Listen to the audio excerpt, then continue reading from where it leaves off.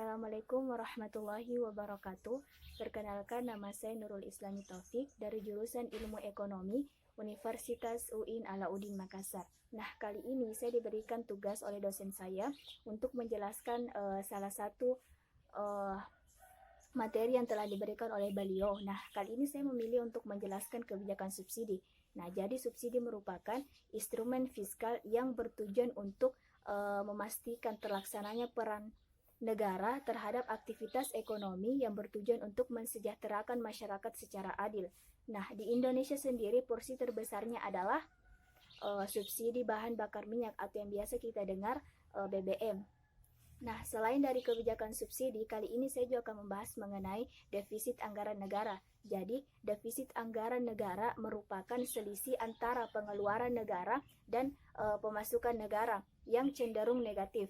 Artinya bahwa pengeluaran negara lebih besar dibandingkan pemasukannya atau penerimaannya. Nah, defisit sendiri dihitung dari rasio defisit anggaran negara terhadap PDB atau produk domestik bruto. Nah, pasti kita juga bertanya-tanya apa sih yang menyebabkan sehingga di suatu negara itu terjadi yang namanya defisit. Nah, kali ini saya akan menjelaskan mengenai penyebabnya. Nah, jadi penyebab yang pertama adalah mempercepat pertumbuhan ekonomi.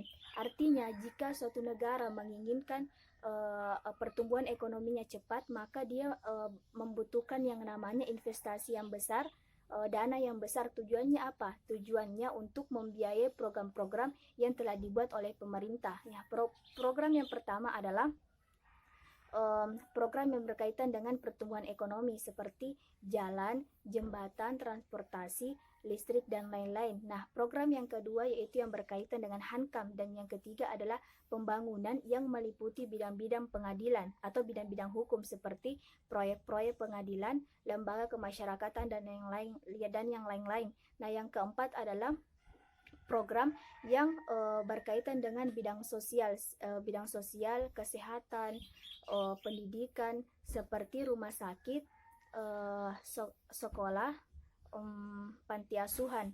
Nah, selanjutnya adalah program yang berkaitan dengan pemerataan pendapatan seperti program transmigrasi, pembangunan daerah, dan lain-lain. Dan program yang terakhir adalah program yang menangani masalah kemiskinan seperti PKK, DK, dan sebagainya. Nah, selain itu yang kedua adalah penyebab terjadinya defisit adalah rendahnya daya beli masyarakat. Jadi ketika daya beli masyarakat rendah, maka kemungkinan besar negara tersebut akan mengalami yang namanya defisit.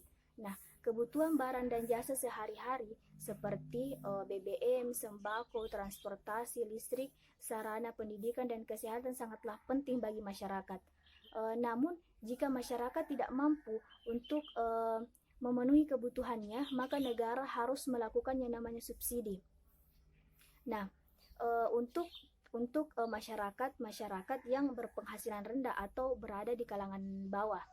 Nah, selain itu yang ketiga adalah pemerataan pendapatan masyarakat, dan yang keempat adalah melemahnya nilai tukar. Nah, sebagai negara yang berkembang yang dimana negara Indonesia masih memiliki utang di luar negara sehingga menimbulkan nilai tukar uangnya masih belum stabil, dan dengan demikian nilai tukar uang tersebut sangatlah berpengaruh jika terjadi perubahan di nilai tukar mata uang asing.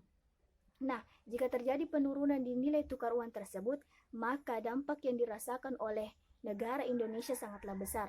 Nah, yang kelima adalah pengeluaran akibat krisis ekonomi. Nah, saat menyusun APBN, pemerintah bukan hanya merinci pengeluaran dari 1 tahun ke depan, tetapi pemerintah juga merinci bagaimana dari mana dia mendapatkan atau menghasilkan dana untuk membiayai semua pengeluaran tersebut. Nah, selanjutnya adalah pengeluaran akibat inflasi. Nah, itulah tadi penyebab terjadinya. Nah, baiklah. Kali ini saya akan menjelaskan mengenai dampak defisit terhadap ekonomi terbuka. Nah, yang pertama dampaknya adalah tingkat bunga, neraca pembayaran, tabungan dan konsumsi, tingkat inflasi, tingkat pengangguran, dan tingkat pertumbuhan. Nah, itulah tadi dampak defisit terhadap ekonomi terbuka. Nah, tadi kita sudah menjelaskan mengenai kebijakan subsidi, penyebab terjadinya defisit, dampak defisit terhadap ekonomi terbuka. Nah, kali ini saya akan menjelaskan mengenai bagaimana cara membiayai defisit. Nah, dari cara membiayai defisit ini dibagi menjadi dua. Yang pertama dari sisi pengeluaran dan sisi penerimaan.